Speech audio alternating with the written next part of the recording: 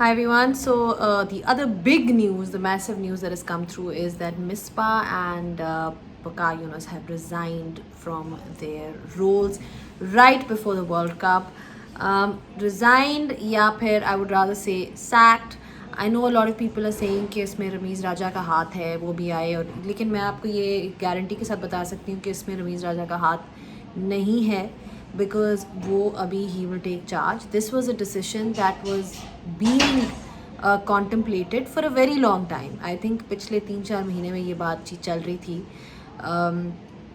और परफॉर्मेंस नहीं थी पाकिस्तान टीम की. आपको याद होगा जनवरी में भी एक कमेटी में मीटिंग हुई थी जब न्यूजीलैंड सीरीज़ से बहुत बुरी तरह पाकिस्तान हारा था, और एक रिव्यू मीटिंग हुई थी और उसमें बहुत स्ट्रॉन्ग र्यूमर्स आ रहे थे, स्पेकुलेशंस आ रही थी कि अब जो है इस कमेटी की रिकमेंडेशन होगी कि मिसबा और वकार को हटाया जाए साउथ अफ्रीका सीरीज़ से पहले. लेकिन इनको एक और लाइफ लाइन दी गई. फिर इंग्लैंड में बुरी कारकर्दगी के बाद ये डिसाइड किया गया इंग्लैंड में ही कि अब they need to look for other options.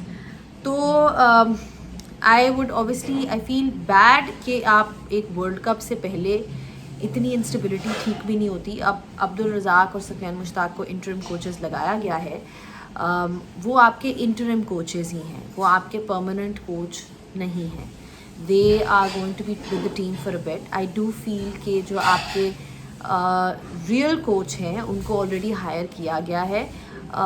Peter Morse का नाम मैं मीडिया में पढ़ रही थी. आई थिंक पीटर मोर्स का नाम सबसे स्ट्रॉन्ग है. Andy Flower rejected this offer. He was offered the role. I think he is the strongest candidate to take over. He has Peter Moores कौन है? Peter Moores is somebody who is an ex England coach. 2015 में आपको याद होगा उन्होंने वो England team के साथ 2014 या 2015 में थे.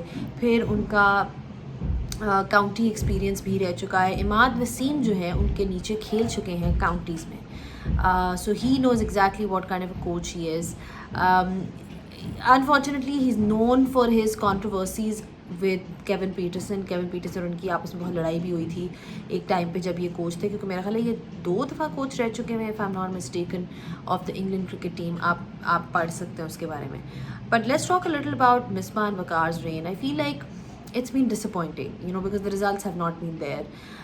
Wakar Yunus is a legend. I have a lot of respect for him. Misbah himself as a captain, when he was playing, बहुत बड़ी उन्होंने जो पाकिस्तान क्रिकेट के लिए किया, जितने मैचेस पाकिस्तान क्रिकेट के लिए बैटिंग में स्कोर किया, कंट्रीब्यूट किया, एंड देन पाकिस्तान क्रिकेट को जिस टर्मोइल में से निकाला 2010 में, उन सब चीज़ों का उनको क्रेडिट जाता है. पर आई डोंट फील कि वो उतने ही अच्छे कोच थे. मेरा ख्याल से उनको थोड़ी सी उनका विजन लैकिंग था कि पाकिस्तान क्रिकेट को वो किस डायरेक्शन में लेके जाना चाहते हैं. क्योंकि अगर आप उनकी डिसीजंस देखें तो मुझे कुछ डिफेंसिव भी लगी. दूसरी चीज़ मुझे कुछ लगा कि वो ख़ुद भी श्योर नहीं है कि वो क्या टीम खिलाना चाहते हैं, क्योंकि इतनी दफ़ा आपकी टीम चेंज हुई उनके नीचे, इतनी दफ़ा आपके ओपनर्स चेंज हुए, उन्होंने कंसिस्टेंटली किसी को चांस दिया ही नहीं. फिर नसीम शाह को जिस तरह आपने टेस्ट में उन्होंने खिला लिया. अब नसीम शाह PSL से निकला है, हाँ उसने फर्स्ट क्लास क्रिकेट खेली नहीं, 4 डे क्रिकेट का उसको आइडिया नहीं है, आपने उसको टेस्ट में डाल दिया कि जी वो तेज़ कराता है. अब मुझे ये बताएं कि जिस लड़के ने जिसको एक्सपीरियंस ही ना हो कि आपने लाइन लेंथ पे बॉलिंग करानी है, वो कैसे कराएगा? तो आपने उसका तो यू